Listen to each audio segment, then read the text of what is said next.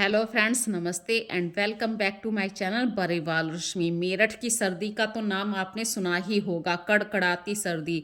और ऐसी कड़कड़ाती सर्दी में यदि बारिश हो जाए तो आप अपने घर के कामों को कैसे मैनेज करेंगी। फ्रेंड्स, मैं नहा ली हूँ और आज मैंने सिर भी धोया है। पर मैं आज जो आप लोगों के साथ वीडियो शेयर कर रही हूँ वो अपने डेली रूटीन से थोड़ी सी कुछ डिफरेंट है। तो सबसे पहले मैंने गैस के ऊपर पानी रखा है। अब आप सोचेंगे ये क्या कर रही हूँ।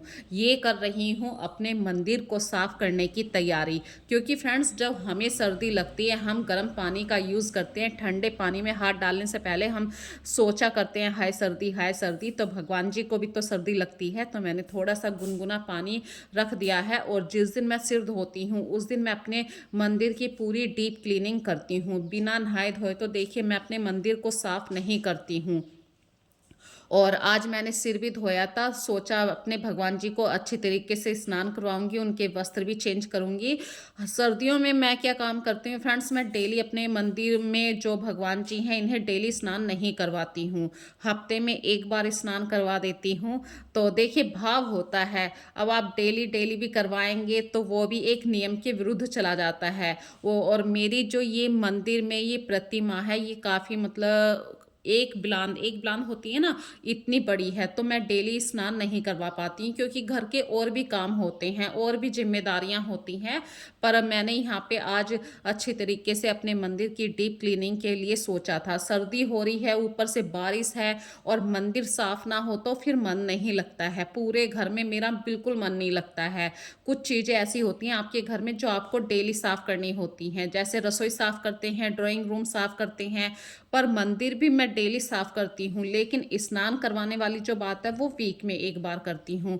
यदि आप इस तरीके से काम को मैनेज कर लेते हैं तो आप काफ़ी हद तक अपने घर को नीट एंड क्लीन रख पाएंगे। बारिश के दिनों का भी कोई फर्क नहीं पड़ेगा। बस थोड़ी सी सड़क पर जो बाहर होती है वो किचकिच सी हो जाती है, उससे मुझे थोड़ा सा अजीब सा लगता है। और देखिए उसी गुनगुने पानी में मैंने जो वस्त्र भगवान जी के निकाले थे वे धोने के लिए डाल दिए। तो मैं अपने भगवान जी के वस्त्र ऐसे बाथरूम में ले जाके नहीं धोती हूँ, रसोई की जो सिंक है वहीं पे धो देती हूँ। क्योंकि भाई इनमें हल्का सा सरफ डाला और तुरंत हाथों से ऐसे रब करके तुरंत ही मैं सुखा देती हूँ। तो ये बारिश का इतना भयानक सा सीन हो रहा है यहाँ पे, मतलब घटा चारों तरफ से छा रही है। और ये सुबह ऐसे 8 सवा 8 बजे का टाइम है। मतलब 2 दिन से हमारे यहाँ पे मेरठ में बारिश हो रही है। तो भगवान जी के जो कपड़े थे मैंने अपने सामने वाली ग्रिल पे ही डाल दिए और फिर पूजा आरती करने के बाद अपने दिन की शुरुआत करती हूँ मैं। तो फ्रेंड्स, आप लोग अपने दिन की शुरुआत कैसे करते हैं मुझे कमेंट सेक्शन में ज़रूर बताना। और आप लोग कितनी बार मतलब महीने में कितनी बार अपने मंदिर को साफ़ करते हो, डेली साफ़ करते हो, क्या करते हो, ये सारी बातें मुझे कमेंट में ज़रूर बताना।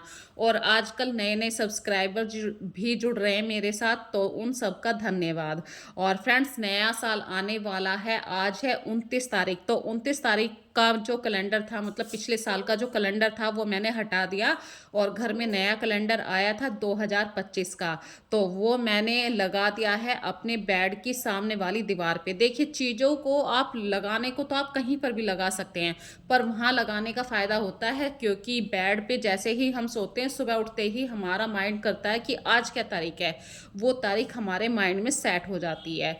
और फिर आती हूँ फ्रेंड्स अपनी किचन में मैं कुछ दूध पानी चाय पानी बनाने के लिए, क्योंकि सर्दियाँ काफ़ी हो रही हैं और सुबह ही सुबह का ये 8 सवा 8 बजे का टाइम है, अभी तक हमने कुछ भी खाया या पिया नहीं है। तो रात के वक्त में यदि आप अपनी किचन को सर्दियों में साफ करके सोते हैं तो सुबह को आपकी किचन मतलब दो बेनिफिट मिलते हैं। एक तो बिल्कुल सूखी हुई किचन मिलती है, सर्दियों में ठंडे ठंडे बर्तनों को छूते हुए भी ऐसा लगता है हाय सर्दी हाय सर्दी। और दूसरा बेनिफिट की बात कर रही हूँ सर्दियों में, देखिए जो हैबिट्स यदि आप चेंज कर लेते हैं या जल्दी से जल्दी उस हैबिट्स में आप चेंज ले आते हैं तो वो आपके लिए बहुत ही फायदेमंद होती है। सर्दियों का टाइम है, यदि आप सुबह उठ के थोड़ा सा गुनगुना सा पानी पी लेते हैं, क्योंकि सर्दियों में गुनगुना पानी पीने में कोई वो नहीं होता है और कि भाई गर्म पानी जरूरी है पीना। इससे क्या है, थोड़ा थोड़ा पानी यदि आप आज से हैबिट में डाल रहे हैं तो आपको एक दिन हैबिट पड़ जाती है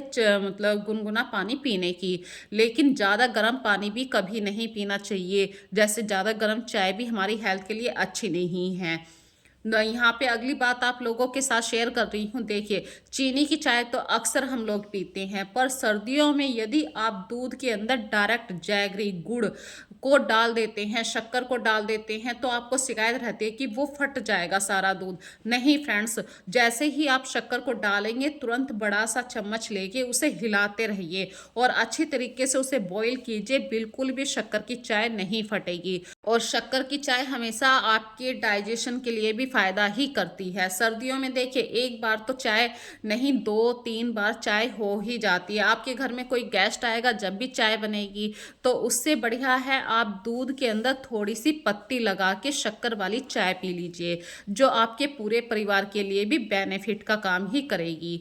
अब सर्दियों में भाई रोज रोज बाहर की चीज़ें तो खाई नहीं जाती, बारिश का मौसम हो रहा है, तो क्यों ना घर पे ही हेल्दी चीज़ बनाई जाए। तो मैं बना रही हूँ अपने बच्चों के नाश्ते पानी के लिए गर्मा गर्म आलू के पकोड़े। तो फ्रेंड्स, यहाँ पे देखिए, यदि हम चीज़ों को यूज़ करना सीख जाते हैं तो हमारे काम थोड़े से इजी हो जाते हैं। मैं ज़्यादातर पहले आलू जो काटा करती थी वो हाथ से काटा करती थी, पर जब से ये चॉपर मैंने यूज़ किया है, बड़े वाला नाइफ यूज़ किया है, चीज़ें बहुत ही आसान लगने लगी हैं। सर्दियों में अक्सर आपने देखा होगा, आलू को जब हम प्याज को काटा करते हैं हमारे हाथ गंदे हो जाते हैं, लाइनें पड़ जाती हैं आलू काटने की भी। तो अपने हाथों को भी साफ रखना आप सीख सकते हैं। इसके लिए आप चॉपर को यूज़ कीजिए, बड़े वाले नाइफ का यूज़ कीजिए। और जहाँ पे हाथ का यूज़ करना है, जैसे कि अभी ये सारा जो पकोड़े बनाने वाला मिश्रण है, इसे आपको हाथ से ही मैश करना पड़ता है। ये चम्मच से या किसी भी बड़े ऐसे चीज़ से आप मैश नहीं कर सकते हैं। तो कुछ चीज़ों के लिए तो देखिए आपको अपने हाथों का यूज़ करना ही पड़ता है। ठंडी के दिनों में ये सोचना पड़ता है कि हाय इस चीज़ को छुएंगे या नहीं, पर गैस के पास जब हम काम करते हैं तो हमारी उंगलियों के अंदर हल्की सी गुनगुनाहट सी, गर्माहट सी आ जाती है। तो फ्रेंड्स, बच्चों के लिए आप बाहर की चीज़ों को अवॉइड कीजिए, घर पे बनाइए हेल्दी, चाहे वो कुछ भी हो हेल्दी ही बनाइए। और घर के ऑयल में बनाए हुए पकोड़े, चाहे बच्चे 2 पकोड़े खाएं या भर पेट खाएं, वो हेल्दी ही होते हैं। और घर के मसाले भी काफ़ी हेल्दी होते हैं, बाहर वाले मसालों का हमें कुछ नहीं पता रहता। यदि आप बाहर के मसाले खाते हैं या ऐसे बाहर की बारिश के दिनों में बाहर से पकोड़े मंगवा लेते हैं, तो ये हमारे काम को आसान तो कर देते हैं, लेकिन उससे भी ज़्यादा हम डॉक्टर को यहाँ पे अपने पैसे देकर आते हैं। तो फ्रेंड्स, अपने बच्चों की हेल्थ के लिए आप थोड़ा सा सर्दियों में हेल्दी चीज़ें बनाइए, घर पर ही बनाइए। बच्चों को पसंद है कि बाहर खाना है, चटपटा खाना, तो आप घर में चटपटा सा बना दीजिए। और जैसे ही आपके घर का काम ख़त्म हो जाए, कुकिंग का काम ख़त्म हो जाए, कुकिंग के काम को ख़त्म करने के बाद सबसे पहला जो काम होता है वो आप अपने किचन को साफ करने का कर दीजिए। क्योंकि बारिश में यदि 1-2 मक्खी भी आपके घर में आ जाती है तो आपका मतलब काम करने का मन नहीं करता। किचन फैली हुई जो होती है उसकी वजह से आपका घर और भी ज़्यादा मतलब गंदा सा दिखा देता है। और जब आप मॉपिंग करते हैं अपने घर में बारिश के दिन में, सर्दियों के टाइम में, तो हल्का सा पंखा चला दीजिए। उससे क्या होगा, मॉपिंग बहुत जल्दी सूख जाएगा। फर्श जो है ना, फर्श में बारिश के दिनों में फर्श पर बहुत ज़्यादा नमी आ जाती है, तो इसीलिए आपको थोड़ी सी देर के लिए पंखा चला देना चाहिए। और जो भी अंदर का मतलब टेम्परेचर तो थोड़ा सा कूल जाएगा, ठंडा हो जाएगा, डाउन हो जाएगा, पर जो अपने घर की साफ सफाई होती है उस साफ सफाई में काम करने का अलग ही मन होता है। तो यहाँ पे देखिए, पूरे घर का झाड़ू पोछा करने के बाद सूख चुका है, किचन का काउंटर भी साफ हो चुका है, नहा मैं सुबह ली थी। और अभी मैं कर रही हूँ अपने कुछ किचन के ऐसे काम, जैसे सर्दियों में कुछ काम होते हैं, बादाम पीसने का है, तो मैं बैठ के बादाम को निखोल रही हूँ। निखोल मतलब उन्हें गिरी को अलग कर रही हूँ। और बाहर का मौसम काफ़ी मतलब ऐसा है, स्टोर में हवा तो नहीं चल रही है, बिल्कुल ऐसा घटा वाला मौसम हो रहा है।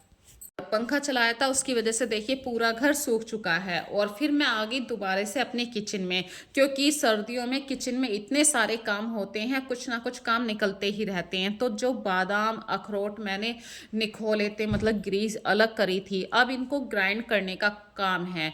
तो फ्रेंड्स, मैंने एक थाली के अंदर जितने भी बादाम हैं, अखरोट हैं, वो सब निकाल लिए हैं। किचन में जब भी आप रसोई में काम करें एक टॉवल ज़रूर बिछाइए, चाहे आप मिक्सी का यूज़ करें या कुछ भी चॉपिंग का काम करें। इससे क्या होता है किचन में टॉवल बिछाने से कि भई हल्का-फुल्का गीलापन तो हो ही जाता है, किचन में काम करते हैं।